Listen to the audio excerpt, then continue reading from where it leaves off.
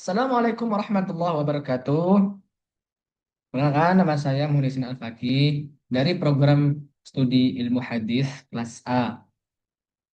Kali ini saya akan eh, menjelaskan eh, tugas kami yang telah selesai, yaitu tugas ilmu rijal yang diampu oleh Bapak Dahlan, yang dimana judulnya itu tentang kitab Jarh wa Ta'dil dari Ibnu Hatim Ar-Razi. Nah, oke. Pertama-tama, mari kita oke. Bismillahirrahmanirrahim. Baik. Nah, kitab Jarh wa Ta'dil karya Imam Ibnu Hatim Ar-Razi. Kelompok kami itu ada dua orang. Yang pertama saya sendiri Mulyana Fakih dan yang selanjutnya adalah Sahal. Abstrak. Dalam Islam, hadis menempati posisi strategis sebagai ilmu hukum kedua setelah Al-Quran. Namun demikian, tidak seluruh hadis itu bisa dijadikan sebagai hujah atau landasan hukum. Karena sebagian di antaranya itu setelah melalui proses penelitian tidak terbukti dari Nabi.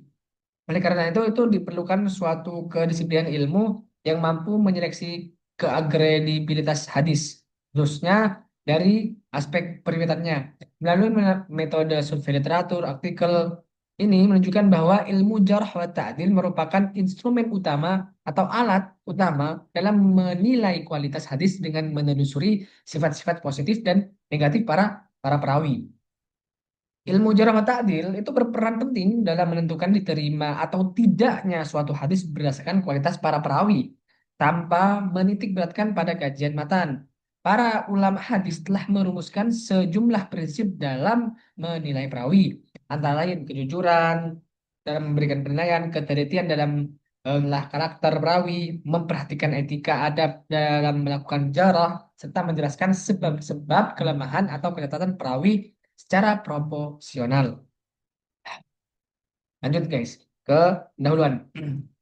Hadis merupakan sumber utama ajaran Islam yang memiliki peran penting dalam menjaga keaslian syariat karena di dalamnya termuat perjalanan praktis tentang apa yang telah dicontohkan oleh Rasulullah Shallallahu Alaihi Wasallam dalam kehidupan beragama.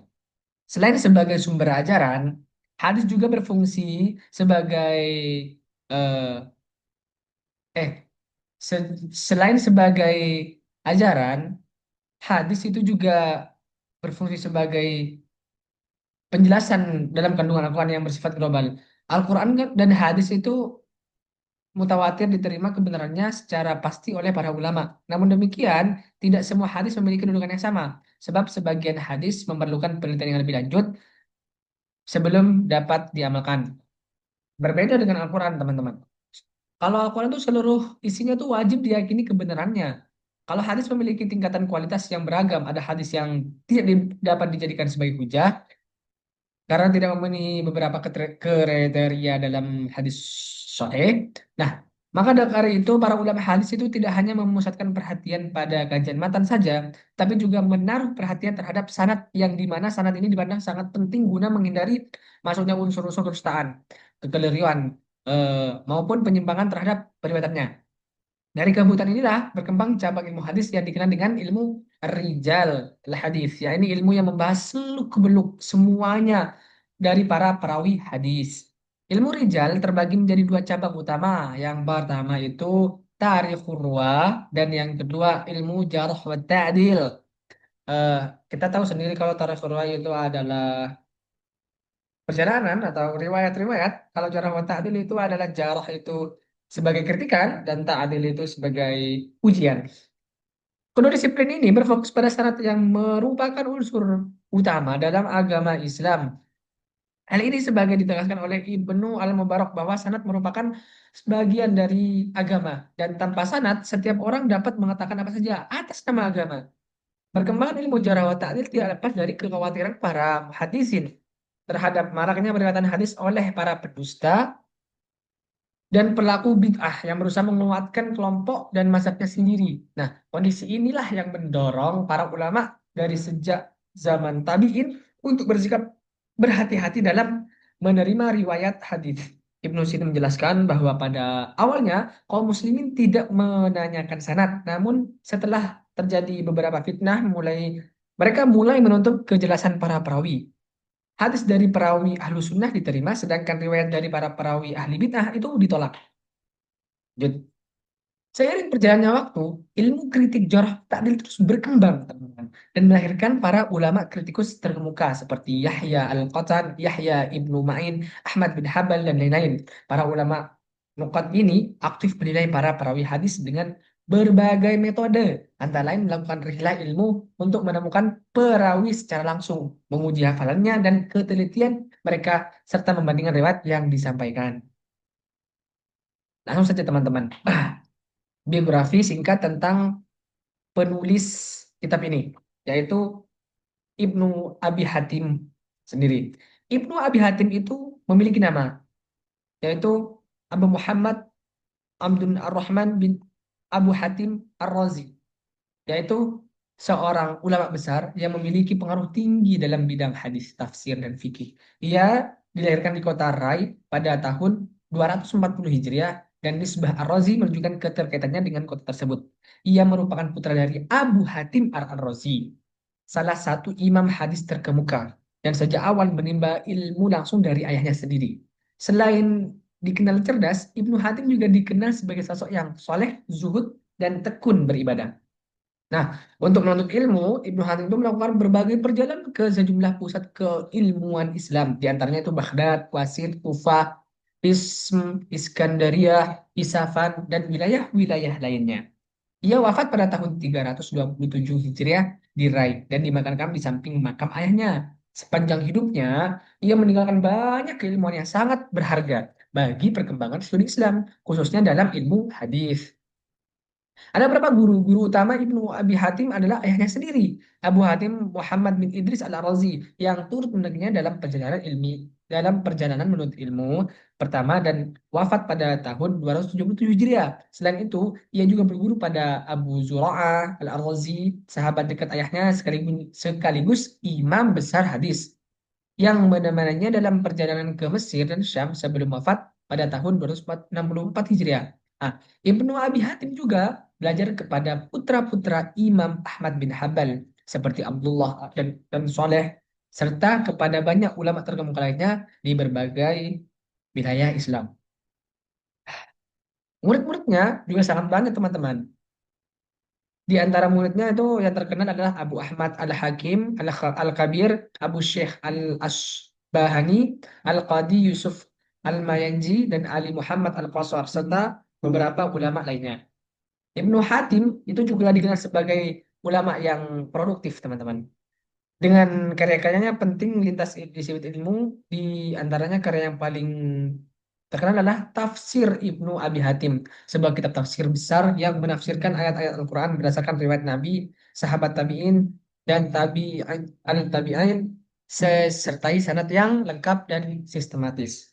Selain itu, beliau juga menyusun kitab Al-Jarh wa Ta'dil, sebuah kitab kritik perawi hadis yang mencakup lebih dari 12.000 nama perawi dengan menjelaskan rinci mengenai das guru, murid, serta kualitas periwayatan mereka.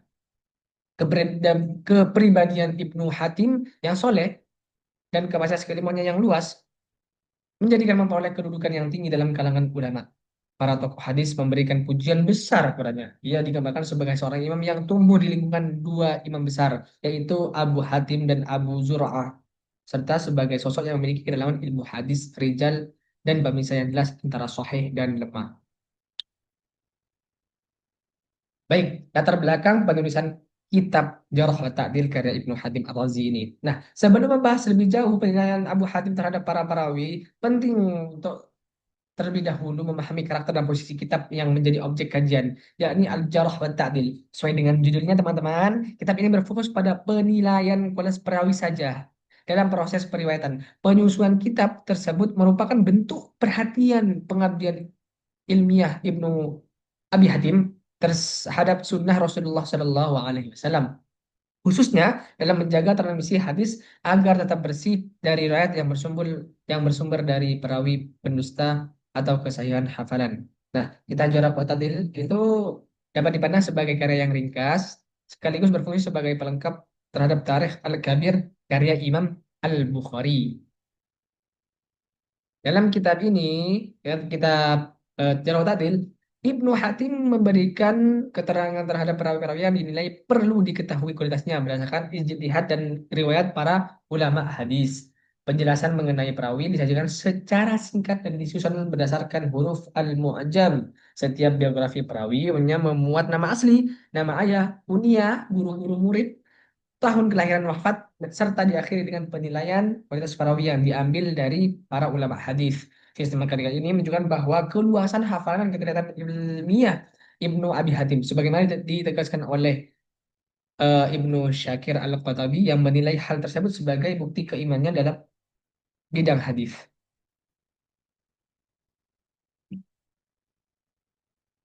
Nah, perbedaan mendasar antara kitab Ibnu Abi Hatim dan Tarikh Al-Kabir karya Imam Al-Bukhari terletak pada sistematika penyusunan biografi perawi. Al-Bukhari memulai penulisan dengan menyebut Rasulullah SAW, kemudian mendahulukan para sahabat tanpa mempertimbangkan urutan nama ayah sebelum akhirnya disusun secara alfabetis.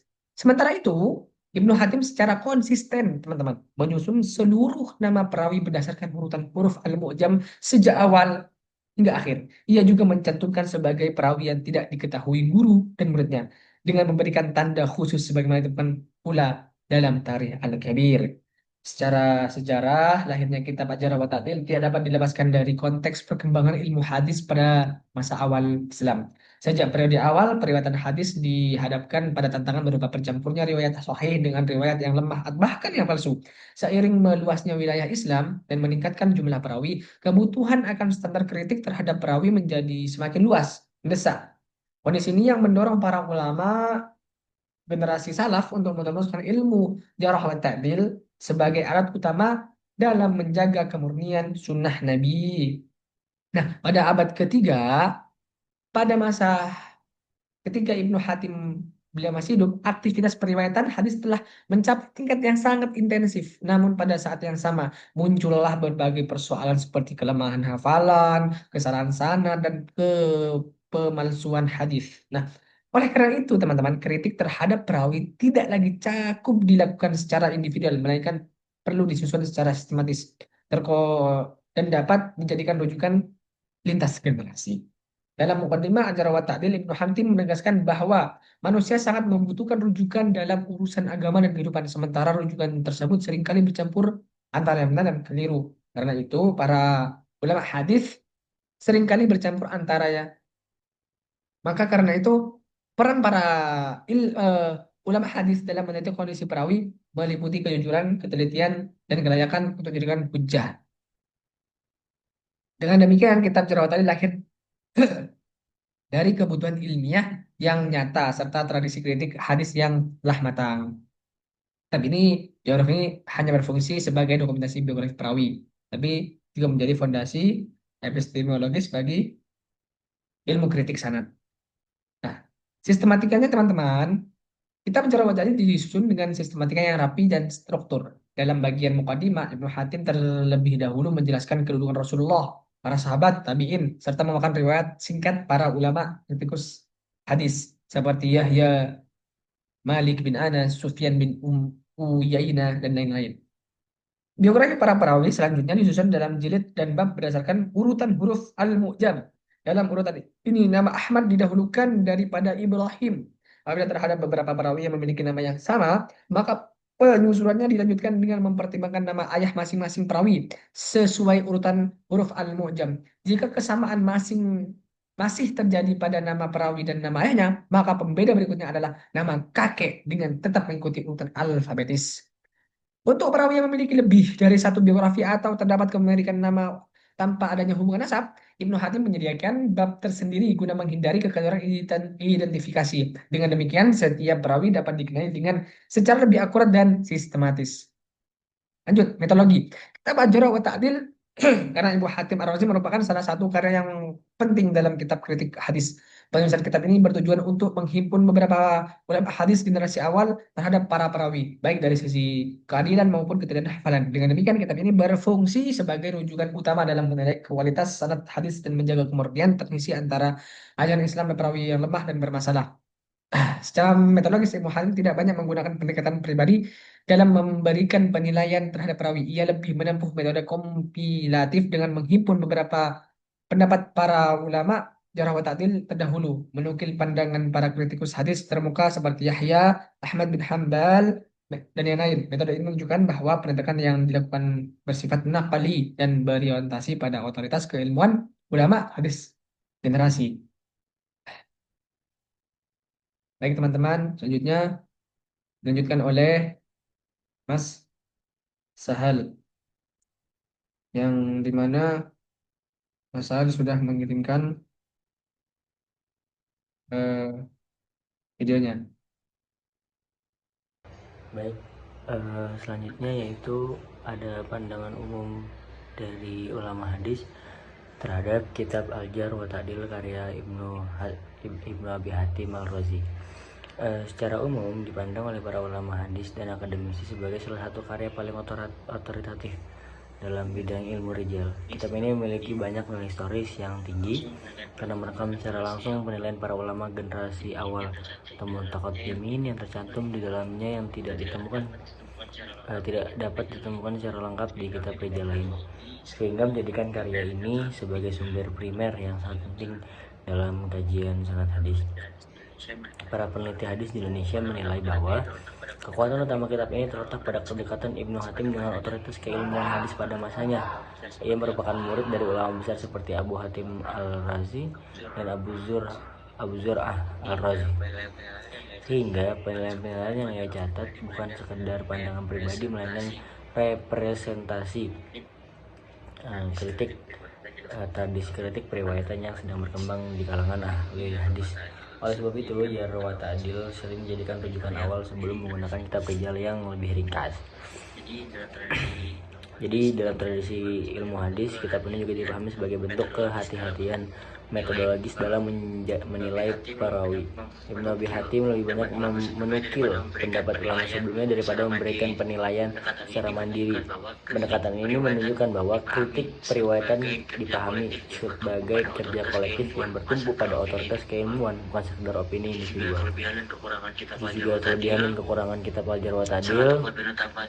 Salah satu kelebihan utama kitab ini adalah cakupan perawinya sangat luas. Kitab ini memuat ribuan bahkan nama perawi dan berbagai wilayah dan generasi, lengkap dengan informasi dasar seperti nasab, daerah, asal, serta penilaian singkat mengenai kredibilitas periwayatan. Cakupan yang luas ini membantu peneliti dalam menelusuri sanad hadis, terutama ketika berhadapan dengan perawi yang jarang disebut dalam kitab hadis tematik. Kelebihan yang lain menonjol juga adalah peran kitab ini dalam menjaga ketersinambungan tradisi kritik periwayatan. Banyak penilaian ulama yang sebelumnya disampaikan secara lisan berhasil dibukukan oleh Ibnu Hatim. Dengan demikian, Al-Jarh wa Ta'dil berfungsi sebagai jembatan antara tradisi lisan dan tulisan dalam ilmu hadis, sekaligus menjaga warisan kritik periwayatan agar tidak hilang. Pengaruh kitab ini juga besar terhadap karya-karya setelahnya, seperti ulama seperti Ibnu Hajar Al-Asqalani dan Ad-Dabi. Al-Dahabi juga menjadikan penilaian Ibnu Abi Hatim sebagai salah satu rujukan utama dalam penyusunan kitab-kitab rijal hadis.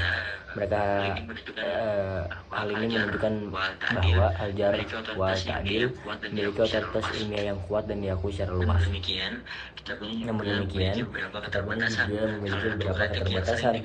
Salah satu kritik yang sering dikemukakan adalah potensi subjektivitas dalam penilaian perawi.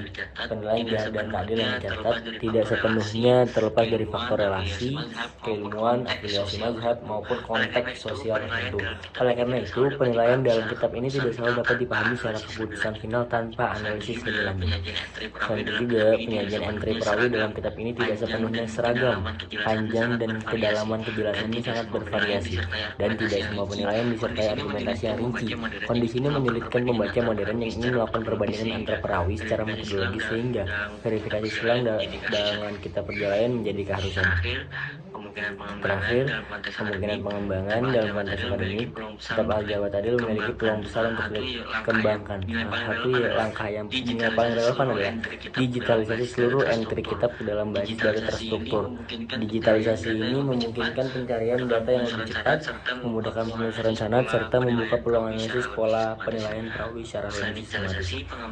Selain digitalisasi, pengembangan kajian juga dapat dilakukan melalui pendekatan komparatif lintas kitab rijal. Penilaian Ibnu Abi Hatim perlu dibandingkan dengan penilaian ulama yang lain seperti Ibnu Hajar al-Asqalani, Abu dan al-Dhahabi agar diperoleh gambaran yang lebih seimbang dan objektif. Pendekatan ini penting untuk meminimalisir bias individual serta memperkaya perspektif dalam kritik periwayatan. Bagi pengembangan studi hadis Indonesia sendiri, kajian terhadap kitab ini juga perlu diarahkan pada penguatan pemahaman konteks historis dan sosial penilaian perawi. Dengan memahami latar belakang munculnya satu kritik mahasiswa dan kontekstual. Mahasiswa dan peneliti tidak hanya membaca teks secara normatif, tapi juga kritis dan kontekstual. Dengan pendekatan tersebut, Al-Jarh wa Ta'dil akan tetap relevan sebagai rujukan utama dalam studi hadis sekaligus terbuka terhadap pengembangan metodologis. Sekian, Assalamualaikum warahmatullahi wabarakatuh.